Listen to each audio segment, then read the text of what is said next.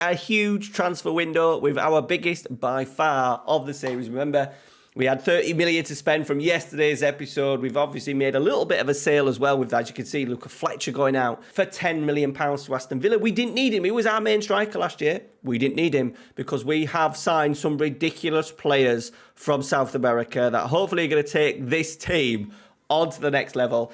We were supposed to be doing Ange Ball. I've experimented with a 4-4-2 Ange Ball, which has not gone very well, so we need to revert back to that. It was trying to fit in some unbelievable players, and we'll talk about the reasons for that later on. Let's get into it. Smash a like if you're enjoying the series. We're in October, and we're in 7th, which is okay. 7th would just be okay. It would get us that Europa League conference place that we desperately need to get this season. All right? Transfers are plenty. As we said, Luca Fletcher is the big out for the season. He is quite tasty, but with just the signings we've made, it would have made him third choice. We also gave us the opportunity to balance the books a little bit in terms of wages and making a profit on that one season that we had with him. 2.9 in, 10 million out, made complete sense. The only other noticeable out was Diawara. We've had him for 2 years. He didn't play at all during season 2. Quite a nice, tidy player. It was just the other players that we'd ended up signing, especially last season.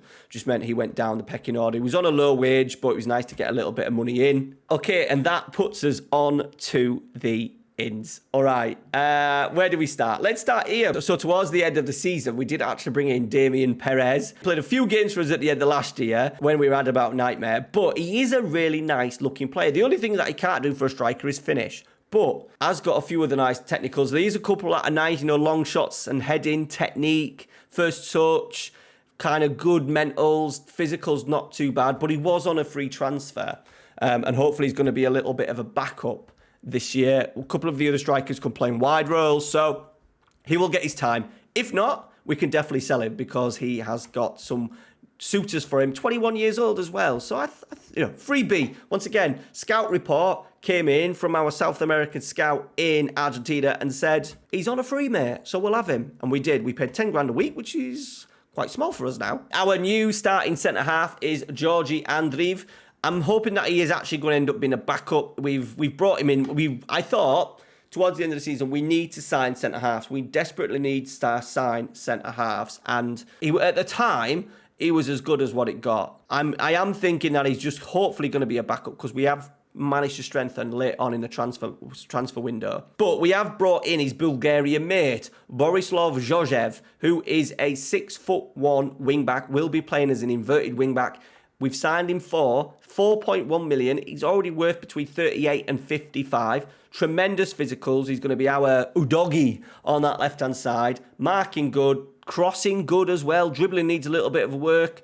Passing's not great, but a unit, 20 years old with sell-on value as well. And then to set us up as a winger, the Brennan Johnson kind of role on that right-hand side, we've brought in a 22-year-old Argentinian from Boca, Gonzalo Quattrini, and he has got 18 dribbling, 15 first touch. He's had a tremendous response to our training sessions, both footed, really aggressive in terms of his play look, acceleration good, not aggressive in his sort of like off the ball stuff, but aggressive in terms of his play. He's going to be really direct, hopefully down that right hand side for us, and hopefully going to get on the end of a few things. 11 finishing, but dribbling, crossing, pace, good first touch, good passing, good technique. He should be a tremendous winger for us. It gets better. Look at this dude.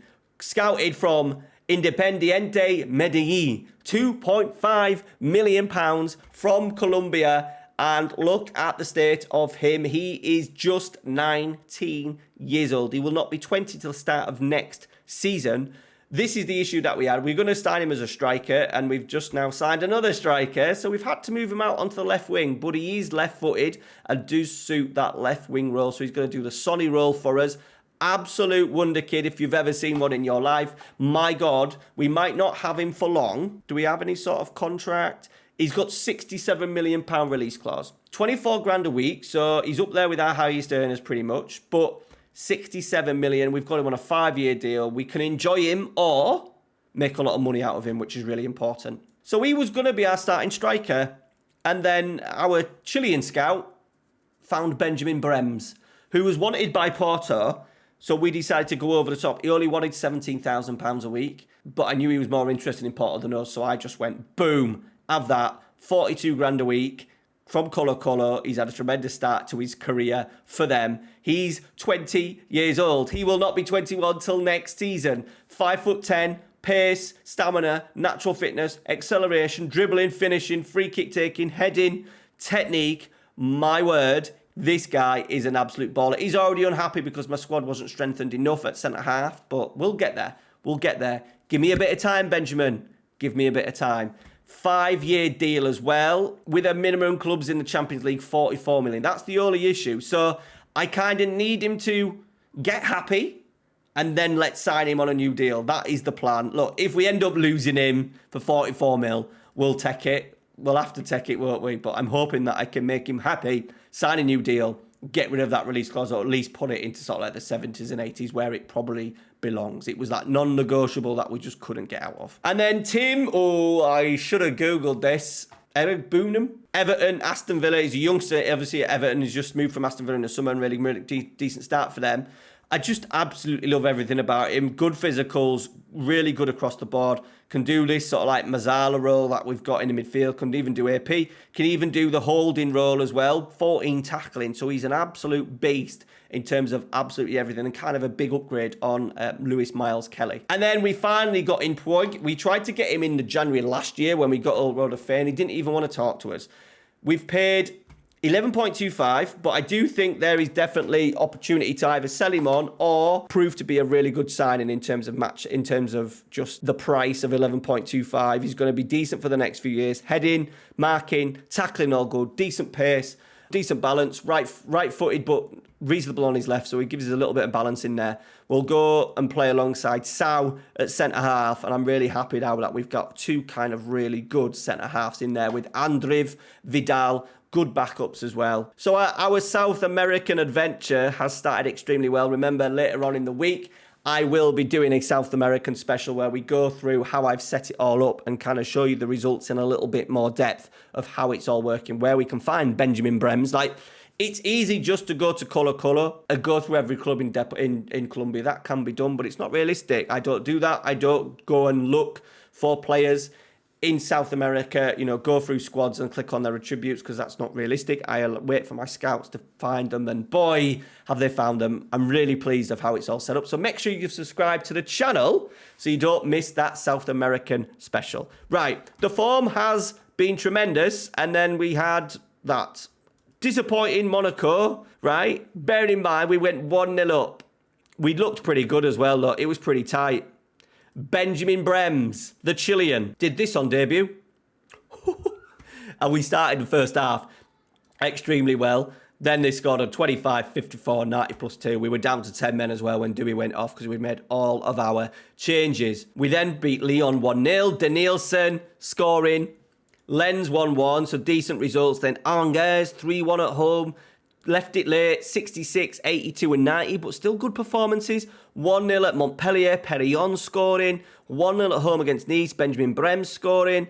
And then we've just had a bit of a disaster. I don't know what the hell happened here. They just took their chances and we didn't. They obviously had more in XG, but we had 60% of the ball. Got absolutely walloped. Brems scoring again, though. Then we've had a disappointing defeat, a draw against Strasbourg, where we floated this 4-4-2 for the second half. Try and break them down. We then went 4-4-2 in this one against Troyes. Tamara finally scoring, playing as a striker. Brems scoring again and Matthias Hernandez, but we did concede 3 goals. And we should look, it doesn't look good. Lots of possession, not much in terms of chances, shots on target. That needs to be improved. And then giving them an XG of 1.06. They're having 6 shots, going from 3 with only 4 on target. So a lot of work to be done. We need European football. This is how the tactic is landing for you Patreons. The tactic is available for you right now, so go check it out. Link down in the description if you want to support the channel for this Ange ball style tactic. I will say though right now, that will be changing back to a winger. We tried to go Tamara as an inside forward, but we're just trying to create even more width. We've got our Doggy and we've got our Pedro Porro. We've got our anchor, our holding midfielder. 2 fantastic midfielders. Danielson, he's struggling a little bit. He needs to play as a 10 really, but we aren't playing without 10s. And we've got depth now.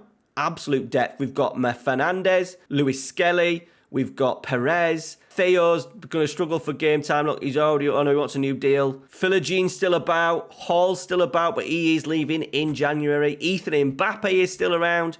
Georgiev, De Lima. We've got options all over the pitch. Fingers crossed we can make it into Europe at the end of the season. That is the absolute must for this season of Bordeaux. All right, guys, thank you very much for watching. Make sure you check out tomorrow's video. We'll do a couple of little Let's Plays, a couple of little games, as well, a little bit of a classic Let's Play, a little bit of an update of how the season has progressed. All right, thanks for watching. Take care. See you later.